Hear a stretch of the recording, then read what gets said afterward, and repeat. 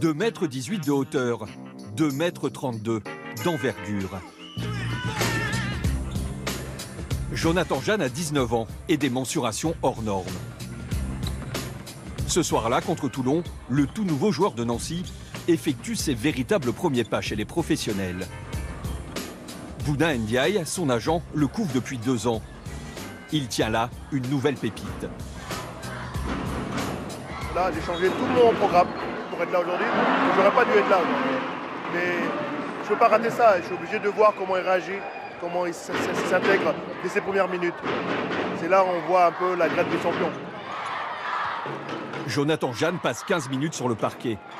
Le joueur de Greg Beugnot, l'entraîneur de Nancy, marque 2 points, capte 2 rebonds, réalise 3 contres. Le début d'un processus qui doit le mener vers la NBA. T'es fatigué? Non, viens. C'est pour toi la caméra. Sans la star ici. Tu vas bien? Ça va. T'es fatigué? Non, ça va. Tu te sens bien? Oui, je me sens bien. Nous tous, on va pouvoir mettre un programme spécifique où tous les jours, tu vas pouvoir travailler 1h, 1h20 sur ton corps et sur le basket. De manière très spécifique, adaptée bien sûr aux besoins de Greg. Parce que d'abord, avant qu'on parle de quoi que ce soit, il faut exister ici en France. Il faut devenir un joueur ici d'abord. Hein. D'accord? Quand Greg il me parle d'NBA, il fait non, on ne parle pas d'NBA. On veut d'abord qu'il soit un bon joueur en France. Il est plus de minuit à Toulon. Bouna Ndiaye élabore le programme qui doit faire de son protégé le nouveau Rudy Gobert. En octobre dernier, le pivot des Utah Jazz met la NBA à ses pieds, après 7 ans de travail commun avec Bouna Ndiaye. Gobert signe un contrat de 102 millions de dollars. À 24 ans, il devient le sportif français le mieux payé au monde. Jonathan, il a quelque chose. C'est qu'il peut faire pareil que Rudy. Enfin, je pense, ce qu'il fait Rudy, c'est grandiose. Hein. Il peut faire pareil, mais en plus, il peut attaquer. Vas-y, rentre bien. Yes. Hein? Content d'être venu. Hein. Le destin de Bouna Ndiaye est intimement lié à celui de Jérémy Medjana. Les 2 anciens joueurs amateurs se rencontrent au milieu des années 90. Ensemble, ils créent la Slam Nation, une troupe de basketteurs acrobatiques, et rêvent alors de conquérir l'Amérique. Et je vois plein de Français. Tu ressembles à Charlie Chaplin. J'avais un short de foot, la moustache de Charlie Chaplin, les chaussettes de Raymond Coppa. Les 2 Français débutent en parallèle leur métier d'agent. Ils mettent un premier pas en NBA à la fin des années 90, ici, à Chicago. La Slam Nation marque le début de leur success story. Moi, quand j'avais 9 ans, je marchais dans ma banlieue et je disais « One again and stand more ». En fait, ça voulait rien dire. Je mimais que je parlais de l'anglais, j'apprenais des chansons de Bob Marley, parce que j'ai toujours dit à ma mère, un jour je partais aux États-Unis, je ne reviendrai pas. Le jour où je suis parti en vacances, elle pleurait, mais le rêve américain a toujours été là en nous. On a grandi dans cette culture et c'est vrai que les États-Unis nous ont donné envie de, comme l'a dit Kadour, comme l'a dit Bouna, c'est nos limites, quoi. On a envie effectivement nous aussi d'aller chercher notre réussite quelque part. On s'attaque à l'Amérique comme on s'attaquera à la Lune. Ils n'avaient pas la peur de wow, on sort d'ici, on est un peu complexé, tout ça. Non, ils avaient vraiment une envie de tout casser, une envie de jeune de banlieue. 20 ans plus tard, le duo fait jeu égal avec les plus grosses agences américaines. Il représente même le plus gros volume de contrats en NBA cette année. Les petits Frenchies qui se sont fait la place en NBA. Et non seulement on s'est fait la place, mais cette année on a été numéro 1. Leurs 4 joueurs majeurs qui évoluent aux États-Unis viennent de signer pour près de 400 millions de dollars. Les 2 agents en ont empoché 20 millions. Les contrats, effectivement, ça nous a fait vibrer. Signer des gros contrats comme ça fait vibrer, je pense que ça fait vibrer tout le monde. Mais voilà, la passion, c'est surtout de voir nos joueurs s'épanouir et de les voir briller sur les terrains de basket. Un petit matin, dans le TGV. Direction Nancy.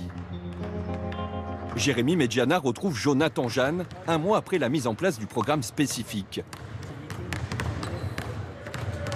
Un coach personnel payé par les agents travaille chaque jour avec le jeune Français, en plus des entraînements avec Nancy. Une première en France. Depuis 2 ans, le développement de Jonathan Jeanne leur a coûté des dizaines de milliers d'euros. ça représente un investissement assez conséquent. Bon, déjà l'été dernier, c'était voilà, 1 mois et demi sur Dallas avec une grosse prise en charge. Il était au centre de Michael Johnson où les tarifs sont assez exorbitants. Mais voilà, Ça, c'est payé par les agents. Oui, effectivement. Après la mise en place collective du matin, Jonathan Jeanne enchaîne avec une séance de tir de 30 minutes. Et ce n'est que le début de la journée.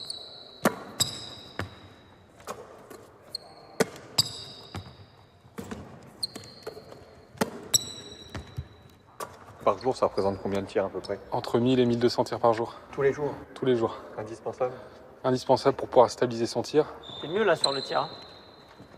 Stabiliser ça, faut répéter, mais bon déjà tu mets plus le coup de... Tu tournes plus le bassin là déjà, ou tu le tournes beaucoup moins. Pendant que ses coéquipiers prennent leur douche, le Français continue de transpirer. 45 minutes de musculation chaque jour. Il pèse 91 kilos. Objectif, 100 kilos au mois de juin. Allez, encore 5 secondes, je vais te stopper avant. Hop. Allez, je t'ai fait qu'une minute parce que je voyais que ça commençait à baisser. C'est-à-dire qu'on va progresser. La semaine prochaine, on va faire 1 minute 5, puis après on fera 1 minute 10. Le physique, c'est ça, on le disait tout à l'heure, c'est l'un des points qu'il faut travailler. Surtout pour mon profil, quoi. Moi, aujourd'hui, ce qui me manque en poids pour tenir face aux autres intérieurs, c'est vraiment l'aspect physique, quoi. Tout ce qui va être résisté au contact. Donc, En début d'après-midi, c'est une séance d'opposition qui attend Jonathan Jeanne. Ce qui fait qu'il avait des prises de décision plus rapides. Entraîneur emblématique en France, Greg Beugnot est le témoin privilégié de l'évolution du joueur. Quand tu pivotes, plus haut et guidé. Bon, enrouler Max. Plus haut, enroule-le, voilà. Et si tu sens le contact, tu t'appuies sur lui. 7. 8. Je pense que vu le potentiel, tous les joueurs qui jouent avec lui se disent s'il continue de progresser comme ça va être une arme dissuasive chez nous. Je trouve en un mois beaucoup plus mûr. Et même dans son approche par rapport aux situations, quand on lui parle, il n'a plus du tout les mêmes réactions qu'avant. Avant, c'était des réactions de gamin. Là, c'est des réactions d'un joueur pro. De Nancy à Poitiers. Le lycée privé Isaac de l'Étoile. Sékou Doumbouya, 16 ans à peine, y est scolarisé depuis septembre. Ce jour-là, son agent joue le rôle de grand frère. Sékou, c'est quelqu'un qui a de bonnes valeurs humaines, qui a, au niveau éducatif, c'est quand même assez solide, hein.